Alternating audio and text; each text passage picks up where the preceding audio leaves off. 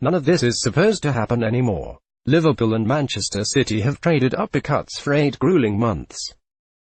Neither one has missed a punch, and now we're left with two of the best teams in Premier League history separated by just 1 point with just 1 game to go.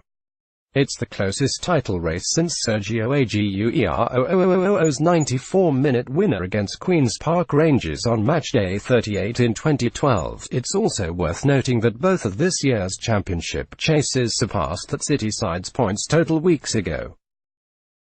If Man City beat Brighton on the South Coast, they will win a second straight league title. Anything less and a Liverpool win at home to Wolves would mean that Jurgen Klopp's side are champions for the first time ever in the Premier League era. It's a title race unlike any other. It's literally the only thing at stake on Sunday, as the 3 relegation spots have been settled, as has the jostling for Champions League and Europa League qualification, but it's unique to England. In Germany, no one's going to confuse Borussia Dortmund or Bayern Munich with an all-time great side, but Dortmund held on to first place from the end of September through the beginning of April.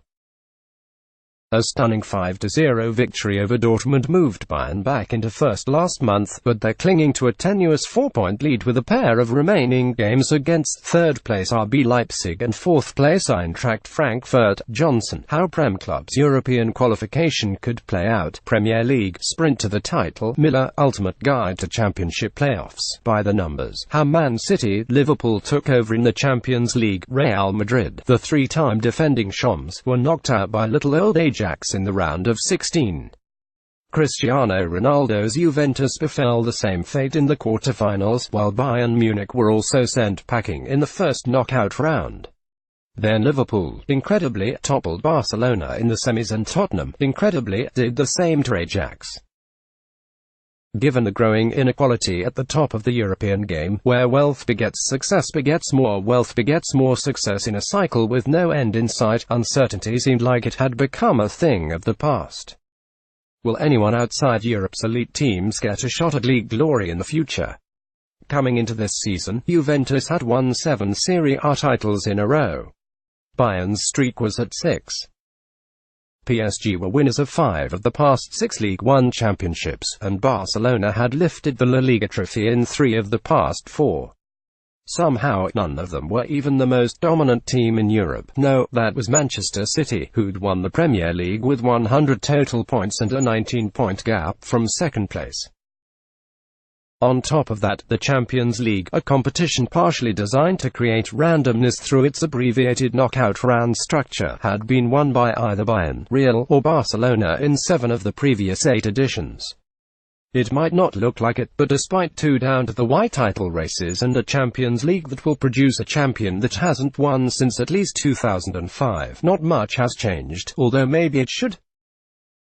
Ultimately, things are still pretty imbalanced in Europe's top leagues. The general trend is that weaker leagues have always been uncompetitive, sometimes due to political, socio-economic reasons, sometimes due to wealthy owners.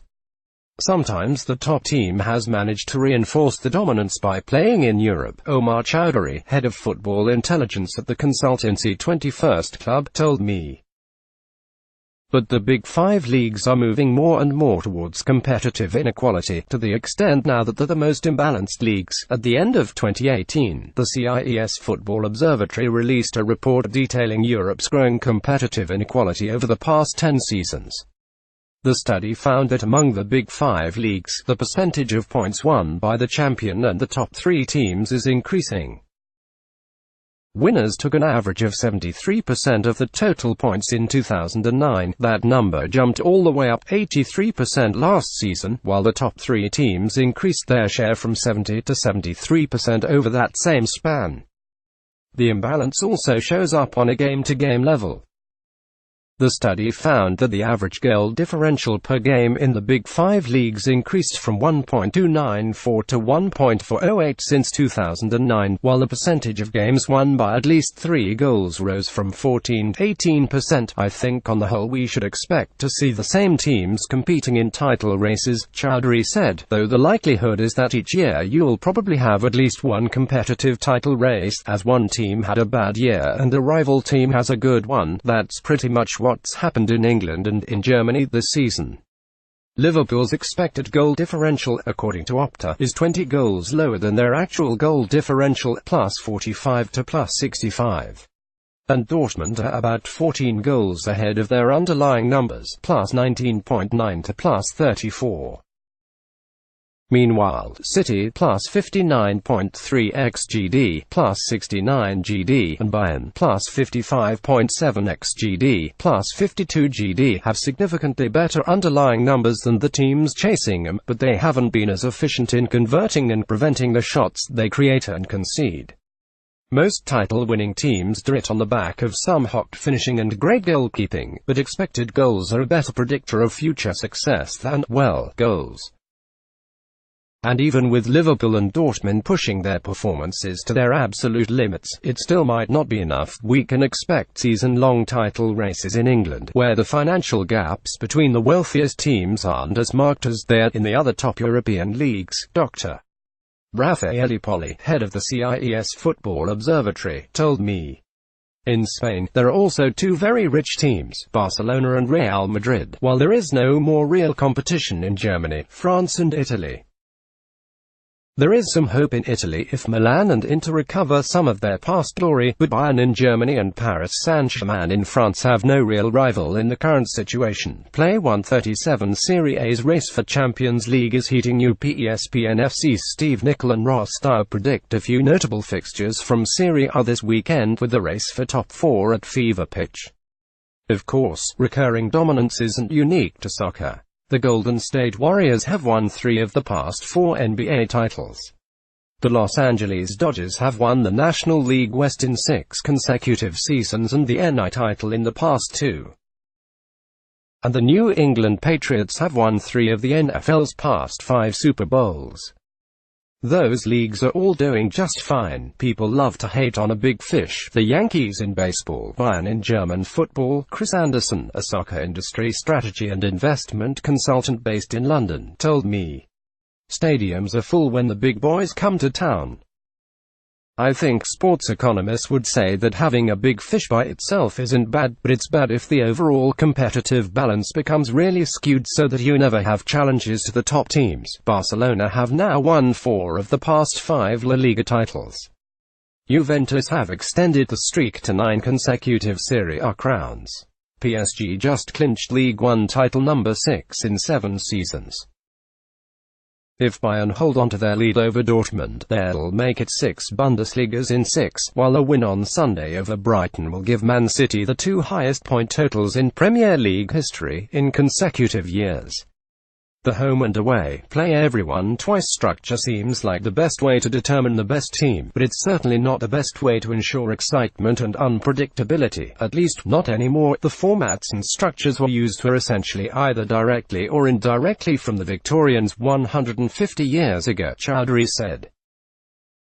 There is a fair argument that these formats are no longer fit for purpose, and that we need to find new ways of ensuring games remain entertaining, in the context of everything else we have and enjoy in the 21st century, and maintaining competitive balance within and across leagues. There are smaller leagues around Europe trying something different with regard to format.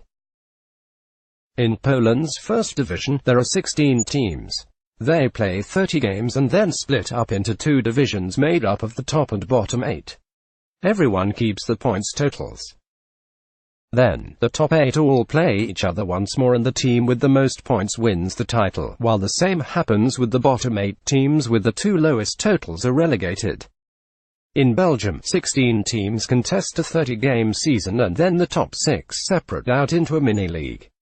Their point totals are halved, they play each other twice and whoever has the most points at the end of it is crowned champion. Both of those systems do a nice job of valuing season-long performance while adding in some end-of-the-year volatility.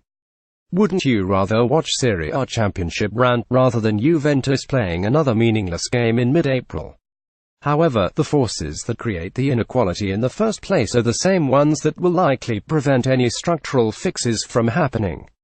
Our attendance is down, Anderson said. Our viewership figures down systematically. If not, why change?